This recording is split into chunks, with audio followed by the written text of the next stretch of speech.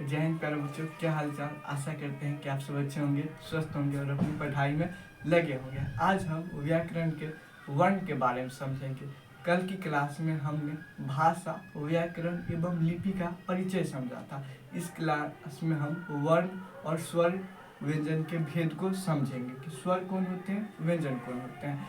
इससे पहले अपने गुरुजनों का आशीर्वाद लेकर, सरस्वती माता का आशीर्वाद लेकर और गणेश भगवान का नाम लेकर इस क्लास को शुरू करते हैं। और कल जो हमने पढ़े थे उसका एक बार रिवाइज कर लेते हैं, इसके बाद इससे आगे बढ़ेंगे, ठीक ना। तो कल हमने पढ़े थे कि भाषा क्या होता है। तो हिंदी एक प्रकार का भाषा है। इसके बाद समझे थे कि यानी कि हिंदी का पिता किन्हें कहा जाता है। तो हिंदी का पिता भारतेंदु हरिश्चंद्र को कहा जाता है। हिंदी दिवस कब मनाया जाता है। तो हिंदी दिवस 14 सितंबर को मनाया जाता है। यानी कि जो हिंदी है वो कहाँ से आया है। तो हिंदी जो है फारसी शब्द से आया है, जिसका अर्थ होता है क्या, सिंधु की भूमि। इसके बाद आपका है हिंदी, यानी कि हिंदी किस परिवार की भाषा है। तो हिंदी आर्य परिवार की भाषा।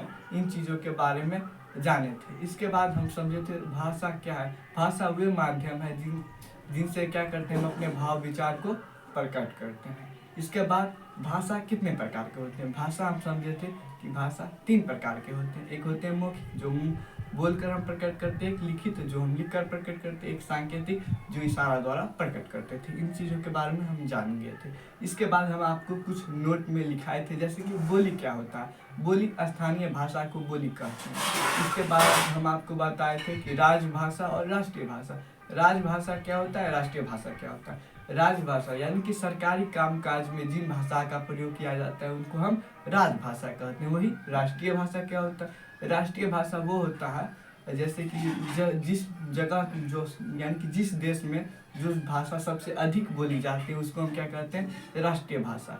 हिंदी क्या है, एक राजभाषा है, ना कि राष्ट्रीय भाषा। लेकिन भारत में सबसे अधिक कौन सी भाषा बोली जाती है, हिंदी भाषा बोली जाती है। लेकिन ये हिंदी को राजभाषा के रूप में रखा गया है।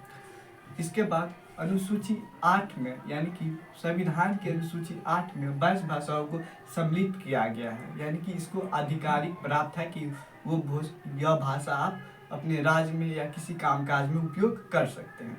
इसके बाद विश्व में सबसे अधिक लोग क्या बोलते हैं। तो सबसे अधिक लोग बोलते हैं चीनी भाषा, जबकि सबसे कम लोग क्या बोलते हैं, यानी कि सबसे अधिक लोग चीनी भाषा बोलते हैं। और वही जगह का बात आए तो जगह सबसे अधिक जगह लोग क्या बोलते हैं दुनिया में, या सबसे अधिक जगह क्या बोलते हैं, तो अंग्रेजी भाषा यानी कि इंग्लिश भाषा बोलते हैं। ठीक, इतना चीज़ आपका क्लियर है। चलिए अब आगे हम आपको बताए थे यानी कि व्याकरण के बारे में। व्याकरण क्या होता है, व्याकरण पढ़ने से सुश्रुत बोलना लिखना आता है। इसके बाद हमने आपको बताया था व्याकरण के भेद। व्याकरण के कितने भेद है, 4 भेद है, और किसी किसी बुक में 5 भी दिए हुए हैं। जैसे कि व्याकरण के भेद कौन कौन से हैं, शब्द विचार, वाक्य विचार, वर्ण विचार, छंद विचार और एक होगा। ठीक, तो इन चीज़ों के बारे में जानते हैं। तो आज हम सबसे पहले वर्ण विचार पर चर्चा करेंगे। तो चलिए आइए इस क्लास को आगे समझते हैं। तो वर्ण क्या होता है, वर्ण अखंड मूल ध्वनि को वर्ण कहा जाता है। वर्ण किसे कहते हैं, अखंड मूल ध्वनि को।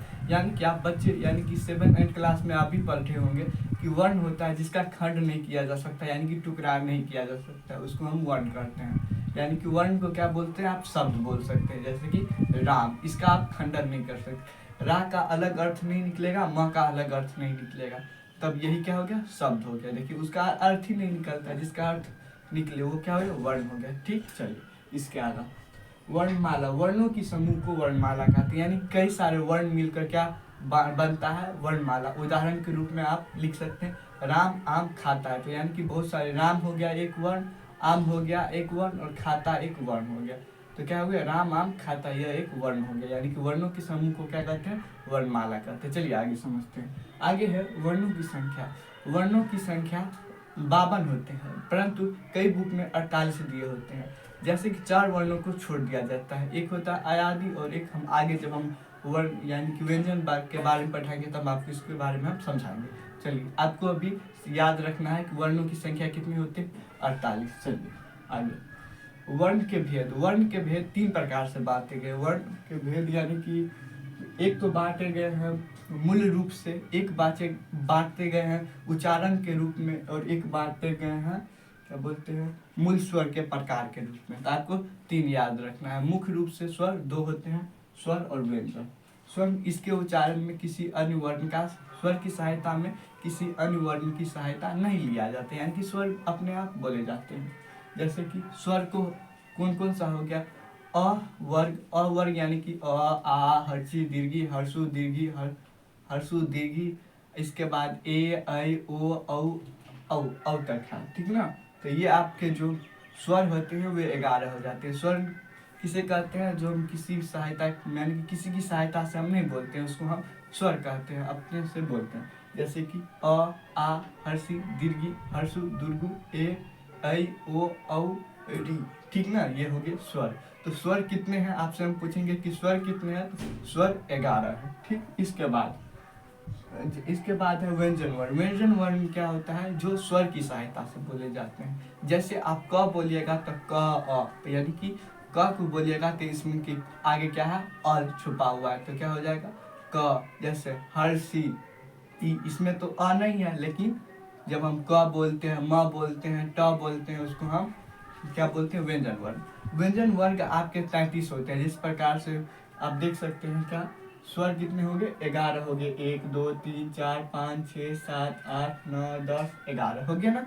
उसी प्रकार से व्यंजन वर्ग 11 होते हैं। इसमें क्या क्या होते हैं, क वर्ग होते हैं, ट वर्ग होते हैं, क वर्ग होते हैं, च वर्ग होते हैं, त वर्ग होते हैं, त वर्ग होते हैं, और य से ह तक होते हैं। कितने होते हैं, य से ह तक, यानी कि 33 हो गए, ठीक ना। व्यंजन कितने हो गए, 33 हो गए। समझिए क वर्ग या क वर्ग का मतलब क्या हुआ, क वर्ग का मतलब है क ख में जितने संख्या है, जैसे कि क ख ग घ यहाँ है ना, च छ ज झ वहाँ है ना, इसी को हम क्या करते हैं, वर्ग कहते हैं, ठीक।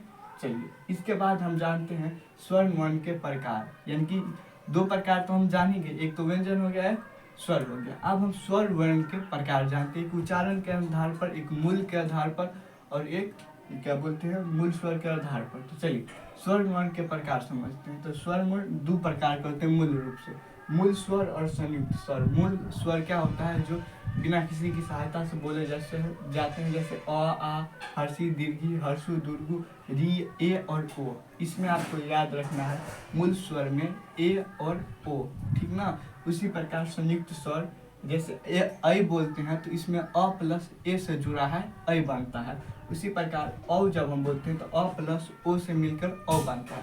तो आपको इन चीज़ों को ध्यान रखना है कि स्वर 2 प्रकार के होते हैं, मूल स्वर और संयुक्त स्वर। चलिए आगे और समझते हैं। आगे हम समझते हैं मूल स्वर के प्रकार। मूल स्वर के प्रकार कौन कौन से हैं। मूल स्वर के प्रकार 2 स्वर होते हैं, लेकिन कभी कभी 3 भी होते हैं, जैसे कि जब हम उच्चारण के स्थान पर बताएंगे। हर्ष स्वर, दीर्घ स्वर और एक प्लुत स्वर होता है, वो उच्चारण के स्थान पर। हर्ष स्वर, जिस स्वर के उच्चारण में कम समय लगता है उसे हर्ष स्वर कहते हैं। हर्ष स्वर किसे कहते हैं, जिसमें कम समय लगता है उसे हम हर्ष स्वर कहते हैं। जैसे अ हर्षी हर्षु ए ओ, यानी कि एक मात्रा वाला। जैसे अ है, हर्षी है, हर्षु है, ए है, ओ है, ये क्या है, ये है आपके हर्ष स्वर। इसके बाद दीर्घ स्वर का है, जिस स्वर के उच्चारण में हर्ष स्वर से दुगुना समय लगे, या जिस स्वर के उच्चारण में दुगुना समय लगे उसे हम क्या कहते हैं, दीर्घ स्वर कहते हैं। जैसे कि आ हो गया, दीर्घी हो गया, दुर्घु हो गया, ऐ हो गया, औ हो गया, ये सब क्या है, आपके दीर्घ स्वर। आगे हम जानेंगे किसके बारे में, पलूट स्वर, यानी कि उच्चारण के स्थान पर। तो चलिए हम आपको आगे समझाते हैं। इन सभी का आप नोट बनाते चलिएगा, जिससे क्या होगा, आपके कंपटीशन एग्जाम में आपकी ज़रूरी होगी। इसके बाद आप बोर्ड की एग्ज़ाम दे रहे हैं, या किसी आप क्लास में है या स्कूल में आप एग्ज़ाम देंगे, और नॉलेज व्यू से यह बहुत ज़रूरी होता है। आपको पता होना चाहिए कि हिंदी का पिता किसे कहा जाता है, हिंदी दिवस कब मनाया जाता है, ये सब तो कॉमन चीज़ है, पता होनी चाहिए। चलिए आगे हम और समझते हैं। तब आइए इससे आगे हम समझते हैं उच्चारण में लगने वाले समय के आधार पर व्यंजन के प्रकार, यानी कि स्वर के प्रकार। तो स्वर के प्रकार 3 होते हैं, हर्ष स्वर, दीर्घ स्वर, पलुट स्वर। इसमें एक नया आया पलुट स्वर। पलुट स्वर क्या कहते हैं, जिसमें दीर्घ से भी ज़्यादा समय लगे, यानी कि तिगुना समय लगे, उसको हम क्या बोलते हैं, पलुट स्वर। पलुट स्वर पुकारने में आता है, किस में आता है, पुकारने में। जैसे ओम, हे गंगा, हे कमला, हे लड़का, इधर। अब यानी कि जो पुकारने में आता है ना उसको हम क्या कहते हैं, पलूट स्वर कहते हैं। ठीक, चलिए आगे समझते हैं। इसके बाद समझ गए उच्चारण के स्थान पर मूल स्वर 2 होते हैं, स्वर व्यंजन। इसके बाद उच्चारण के स्थान पर 3 हस्त दीर्घ पलूट। ठीक, चलिए इसके आगे हम समझते हैं व्यंजन वर्ण के प्रकार। व्यंजन जो है 33 कैसे होते हैं या 52 कैसे होते हैं, आज हम आपको समझाते हैं। तो चलिए देखिए, स्पर्श व्यंजन में आपके जितने भी वर्ग होते हैं, जैसे क वर्ग, च वर्ग, प वर्ग, ट वर्ग, ठ वर्ग, जितने भी वर्ग होते हैं वे किस में आते हैं, स्पर्श व्यंजन में, यानी कि सटे हुए व्यंजन में। तो ये कितने हैं, 25 व्यंजन है। क वर्ग, च वर्ग, ट वर्ग, व वर्ग, त वर्ग, प वर्ग, ये कितने हैं, 25 है। ठीक, इसके बाद अंतस्य व्यंजन। अंतस्य व्यंजन किसको कहते हैं, य, र, ल, व, यानी कि 4 जो है य, र, ल, व वाला 4 शुरुआती, उसको हम कहते हैं अंतस्य व्यंजन। अंतस्य व्यंजन कौन कौन है, य, र, ल, व। ठीक, इसके बाद उष्म व्यंजन कौन सा है, तो उष्म व्यंजन है तालब सा, मूर्धन्य सा, दंत सा। ये क्या है, उष्म व्यंजन। ये और ह लास्ट में क्या है, ह। उष्ण यानी कि जिससे क्या होता है, ऊर्जा यानी कि उष्मा निकलता है, उसको हम उष्ण व्यंजन कहते हैं। जैसे कि तालब सा, मूर्धन्य सा, दंत सा, ह। ठीक, इसी प्रकार संयुक्त व्यंजन क्या होता है, जो 2 अक्षर से मिलकर बने होते हैं। संयुक्त व्यंजन जो 2 अक्षर से मिलकर बने होते हैं, जैसे अक्षर। अक्षर कैसे बनता है, क हलंत यानी कि मूर्धन्य स से, तो क हलंत मूर्धन्य स बराबर अक्षर। इसी के बाद त्र कैसे बनता है, त हलंत प्लस र से त्र बनता है। ग ज प्लस य से क्या होता है, ज्ञा बनता है। उसी प्रकार स्र किससे बनता है, स हलंत र से।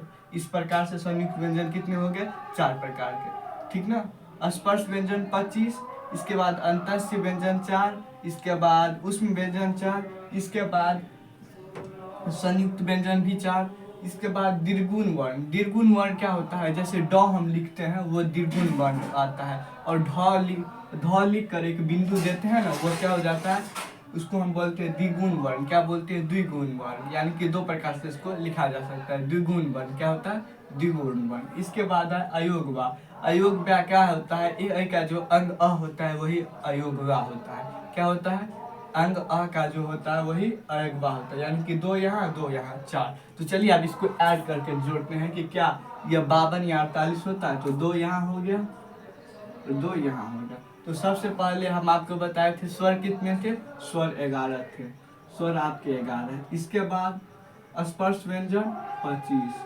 इसके बाद अंतस्य व्यंजन 4, इसके बाद उष्म व्यंजन 4, इसके बाद आपके संयुक्त व्यंजन वे भी 4, और ये दोनों मिलाकर 4।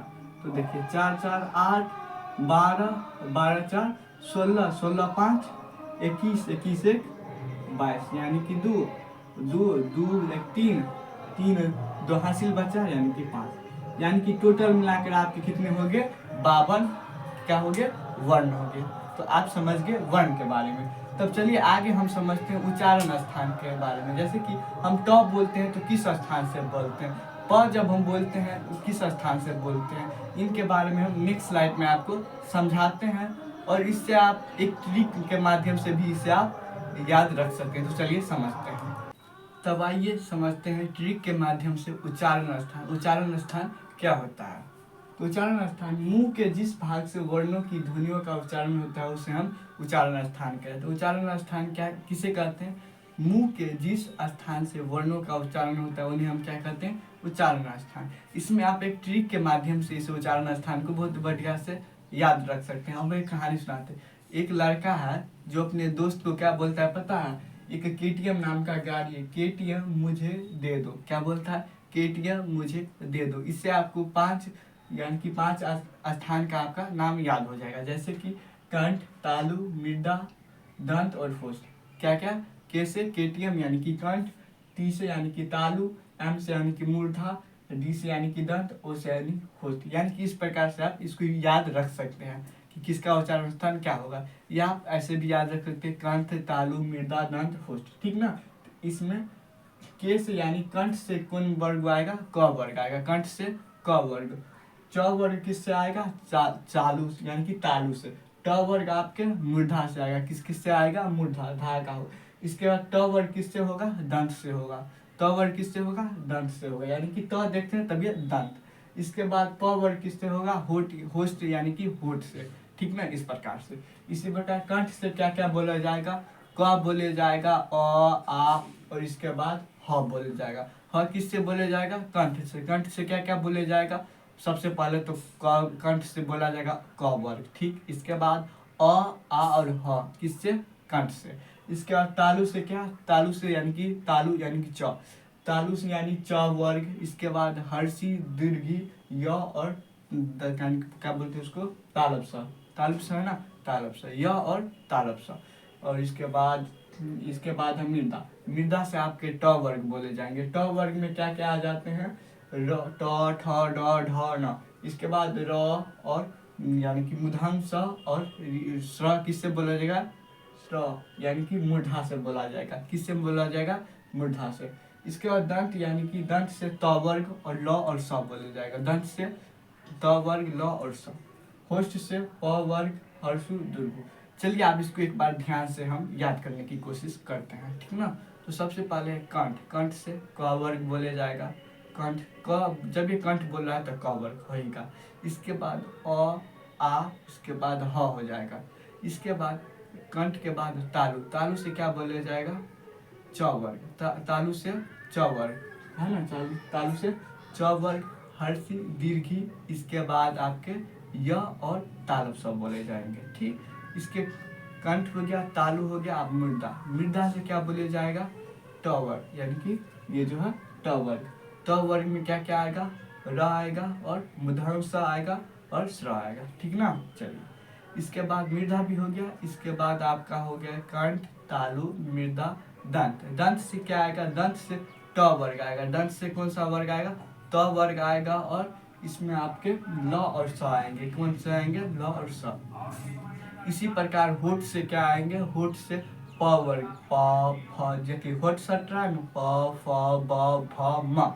इसके बाद आपके क्या आएंगे, हर्षु दुर्गु, किससे आएंगे, होठ से आएंगे। तो इस प्रकार से आप 2 से 3 बार इसको आप पढ़िएगा तो याद आ जाएगा। कंठ से क वर्ग, तालु से च वर्ग, दंत यानी कि तालु के बाद मूर्धा से ट वर्ग, दंत से ट वर्ग, त वर्ग। इसके बाद आपके दंत के बाद क्या थे, दंत के बाद है आपके होठ, होठ से प वर्ग। इस प्रकार से आप इसको ध्यान में रख सकते हैं उच्चारण स्थान को, ठीक। चलिए इसके बाद हम आगे कुछ जानते हैं। इसको आप 2 बार पढ़िएगा तो मतलब कि ध्यान में आ जाएगा। इसके बाद है श्वसन। श्वसन वायु मात्रा के आधार पर व्यंजन। श्वसन वायु मात्रा के आधार पर व्यंजन 2 प्रकार के होते हैं, एक तो अल्पप्राण, एक महाप्राण। इसमें आपको कुछ ध्यान में रखना होगा। जैसे कि अल्पप्राण, अल्पप्राण होता है अंतःस्वर्ण। अंतःस्वर्ण कौन कौन सा हो गया, य र ल वो जो 4 वर्ण था य र ल का, वो हो गया अंतःस्वर्ण। प्लस प्रत्येक वर्ग का एक पहला तीसरा पांचवा, प्रत्येक वर्ग का पहला तीसरा पांचवा अंतःस्वर्ण प्लस प्रत्येक वर्ग का पहला तीसरा पांचवा, यानी कि हम प्रत्येक वर्ण का बोल लेते हैं। यानी कि च वर्ग का पहला होगा च, एक बाद छ ज, यानी कि ज होगा। इसके बाद पांचवा या, यानी कि च ज या, ये हो गया प्रत्येक वर्ण का होगा। इसी प्रकार प वर्ग का, ट वर्ग का, प्रत्येक का समझिए, ठीक ना। तो अल्पप्राण क्या होता है, अंतस्य प्लस प्रत्येक वर्ण का पहला तीसरा पांचवा। अंतःप्राण क्या होता है, अंतस्य यानी कि क्या बोलते हैं उसको, अल्पप्राण क्या होते हैं, अल्पप्राण होते हैं अंतस्य प्लस पहला तीसरा पांचवा प्रत्येक वर्ग का, ठीक। इसी प्रकार महाप्राण क्या होते हैं, उष्ण, उष्ण यानी कि जिससे उष्मा उत्पन्न होती है, यानी कि तालब स, मूर्धन्य स, दंत स, ह, ये कि और प्रत्येक वर्ग का चौथा और यानी कि दूसरा और चौथा, प्रत्येक वर्ण का चौथा और दूसरा। देखिए श्वास वायु के आधार पर 2 स्वर होते हैं, एक यानी कि व्यंजन 2 होते हैं, एक महाप्राण, एक अल्पप्राण। अल्पप्राण में अंतःप्राण पहला तीसरा पांचवा वर्ण। इसी प्रकार अल्पप्राण में अंतःप्राण प्रत्येक वर्ग का पहला तीसरा पांचवा।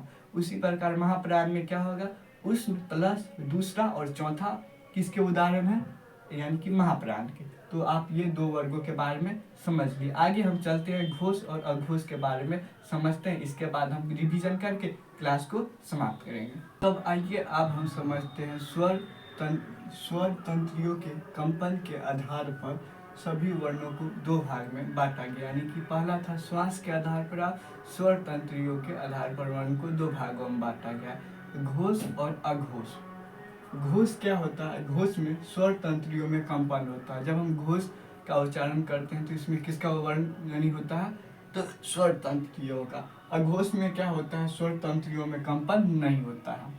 तो इसके उदाहरण आप ले सकते हैं, जैसे कि घोष के उदाहरण आपके जितने स्वर होते हैं, जैसे अ आ हर्षि दीर्घ हर्षु दुर्गु ए ऐ ओ और औ जितने होंगे स्वर होंगे। इसके बाद अंतस और ह, अंतस में य ल व और ह, ये क्या है, घोष है। इसके बाद प्रत्येक वर्ग का तीसरा चौथा पंचमा, यानी कि च वर्ग का उदाहरण लिए तो च वर्ग में क्या हो जाएगा, तीसरा पे ज हो जाएगा और चौथा पे झ हो जाएगा। इसके बाद पांचवा पे यहाँ हो जाएगा। तो तीसरा चौथा पांचवा, प्रत्येक घोष में क्या होगा, तीसरा चौथा पांचवा, तीसरा चौथा पांचवा, तीसरा चौथा पांचवा, ऐसे प्रकार के आप 2-3 बार पढ़िएगा तो सब चीज ध्यान में आ जाएगा। इसके बाद अघोष, अघोष क्या होता है, स्वर तंत्रियों में कंपन नहीं होगा। जैसे कि इसका 2 बिंदु है, जैसे कि उष्ण व्यंजन आए, उसमें आप उसमें ह भी आ जाएगा, लेकिन इसमें 3 ही आता है, जैसे कि दंत स तालव्य स मूर्धन्य स, दंत स तालव्य स मूर्धन्य स। इसके बाद प्रत्येक वर्ग का पहला दूसरा, घोष में क्या है, तीसरा चौथा पांचवा, जबकि अघोष में क्या है, अघोष में पहला और दूसरा, प्रत्येक वर्ग का पहला और दूसरा। घोष में क्या, प्रत्येक वर्ग का पहला दूसरा, यानी कि घोष में होगा प्रत्येक वर्ग का तीसरा चौथा पांचवा है, और घोष में पहला दूसरा। ठीक ना, चलिए तो इतना चीज आप समझ गए। आप जो भी हम पढ़े उसको एक बार ध्यान में याद करते। तो सबसे पहले आज हम समझे थे क्या, वर्ण के बारे में। वर्ण क्या होता है, जिसका कोई खंड नहीं किया जा सकता उसको हम वर्ण कहते हैं। ठीक ना, जैसे कि हमने आप बताए थे राम, राम को हम खंड नहीं कर सकते, उसको हम वर्ण कहेंगे। दोनों का देखिए, दोनों को हम अलग, यानी कि दोनों को जब हम अलग करते हैं तो उसका कोई अर्थ नहीं निकलता। यहाँ रा हो जाएगा, यहाँ म हो जाएगा, तो इसका कोई अर्थ नहीं निकला, उसको क्या कहेंगे हम, वर्ण कहेंगे, जिसका कोई खंड नहीं किया जा सकता है। इसके बाद वर्ण के प्रकार के बारे में जाने थे। तो वर्ण के 2 प्रकार थे, एक थे स्वर और एक थे व्यंजन। स्वर जो किसी की सहायता से नहीं बोले जाते उनको हम स्वर कहते हैं। स्वर में कौन कौन से वर्ण आए थे, अ आ हर्षि दीर्घी हर्षु, इसके बाद हर्षु दुर्गु, इसके बाद री आए थे, ए ऐ ओ औ। ठीक ना, इतना आए थे। इसके बाद हम समझे थे ये कितने थे, स्वर 11 थे। इसके बाद हम व्यंजन समझे थे। व्यंजन क्या होता है, जो स्वर की सहायता से बोले जाते हैं उसको हम क्या कहते हैं, व्यंजन कहते हैं। व्यंजन में क्या क्या आता है, जितने भी वर्ग होते हैं, जैसे क वर्ग से ह तक समझिए, क वर्ग से कितना तक, ह तक बुझिए, ये 33 होते हैं। इसी के बाद हमने समझे थे मूल वर्ण कितने होते हैं, यानी कि स्वर वर्ण होते हुए कितने होते हैं। तो स्वर वर्ण 2 प्रकार से हम बताए थे, एक उच्चारण के स्थान पर, एक मूल। तो मूल तो 2 होते हैं, मूल में 2 कौन कौन से होते हैं, एक मूल स्वर और एक संयुक्त स्वर। मूल स्वर में आपके आगे थे अ आ हर्षि दीर्घी हर्षु दुर्गु, इसके बाद ए ऐ ओ और री आए थे। ठीक, इसके बाद संयुक्त स्वर में आए थे ऐ ओ, यानी कि 2 स्वर से मिलकर बने थे।